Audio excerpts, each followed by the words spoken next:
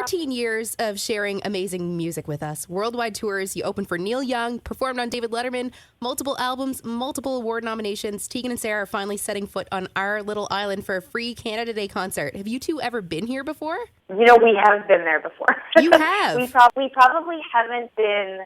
I mean, we obviously, like a lot of bands, will obviously go to like Halifax, right, you know, on a tour or something. But there was a time where we were doing. I think it was 2002 or 2003. Okay. We were doing full cross Canada tour. We celebrated our birthday out there. It was crazy, and we saw a lot. Like, we did a little bit of personal traveling around, and you know, this year, though, when we go back, it'll have been over 10 years, and we're going to bring our mom. She's never been out east before, so we're going to bring her with us as well, and she's going to do a little bit of traveling around with us. So I apologize, it's far too long, so we're very excited, and I can't wait for it.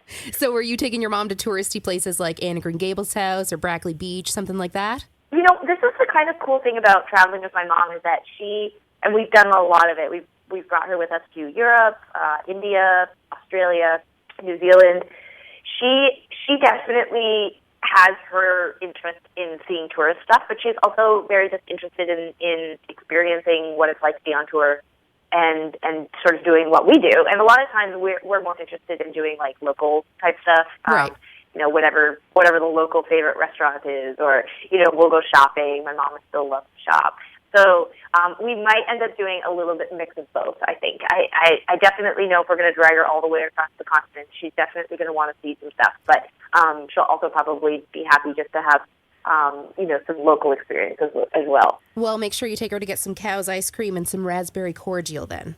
That sounds delicious. We'll definitely do that. Everyone here on the island knows that PEI is an amazing spot in the summer, so I'm glad you're getting to bring your mom.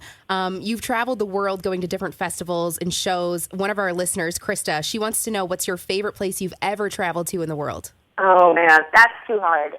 I will say that, you know, each time we go to a new place, I'm always really, really excited, and I still feel, even after all these years, when we graduated high school in 1998, and I remember telling my mom, regardless of what happens with our band and touring, I just want to see the world. And that's what we've been doing for 16 years, you know, and every year we do something new. This year we went all over Asia. We've been to Japan, and I guess in a couple of different years, different couple touring cycles, but this year we went all over the place. We went all over the Philippines. We went to Hong Kong. We went to China. We went all over the place. We went to Singapore, Manila, all these really amazing places. And I just kept thinking, like, I can't believe that we're still, like, doing this. Like, that we still have the privilege of both traveling and working and playing music for people all over the world. So this year, definitely the big one for me was China. Okay. I was absolutely amazed. I don't know that we'll necessarily have like a big music career in China. It doesn't seem to be our market per se. Right. But it's a little hard to break over there. But there was a wonderful small crowd that came out and saw us play both in Shanghai and in Beijing. But it was, on a personal level, it was really, really spectacular. I really enjoyed our travels over there. That's awesome. Being sisters, twins, working together day in, day out, and touring together, I know if I had to do that with my brother, I'd probably wring his neck, even though I love him. Do you guys ever disagree over song ideas or who's going to be singing what, or just minor disagreements on tour? You know, we don't fight over the song stuff because we write independent of each other. So, you know, for my songs, I sing. For her songs, she sings. You know, we definitely disagree. It's not always a fight, but there are negotiations, and there is sort of underlying tension or conflict in our business occasionally. I mean, it's more than just music. I mean, we run everything together: our merchandising, our touring, our publishing. Every decision that sort of comes through the pipeline, we have to talk about. And so definitely we've learned how to manage our conflict, and we are, I think, masterful at our resolution. But I'm not going to say it's always 100% happy around us, but I think that we've become very, very good at trying to enjoy the fact that we are doing this together and push through our conflict as quickly and painlessly as possible. Yeah, and I think regardless, sisters or not, there would still be conflict whether you were working with someone else. I mean, exactly. I mean, and that's a big thing that we focus on. It's, there are certainly complexities to being siblings, but we travel with 17 people on the road. We have an office full of people who work for us off the road. I mean, there is always tension between somebody. Yeah. You argue over the finer points of contracts or negotiations or which city you're going to tour to or whatever it is. So there's plenty of conflict to sort of deal with, and it's not always just with Tegan. And in a way, there's something sort of unconditional about our relationship that actually makes some of our tensions or difficulties easier to figure out. When you're dealing with somebody who you've just hired and you don't really know very well and you're having problems, especially in cases of, for example, people who we are not directly responsible for employing, like record label people. We have to deal with dozens of people on the road who are not in our employment but who work for us in a weird way. So we're people. We're used to dealing with all sorts of types of characters. We're very good at, for the most part, I think, trying to have a pretty positive vibe around our project. Awesome. And you guys share a sisterly passion rearranging furniture. I just bought my own house, so if you guys want to rearrange furniture when you're here in July, you're welcome to have at it. Just saying. Just had to put that in there.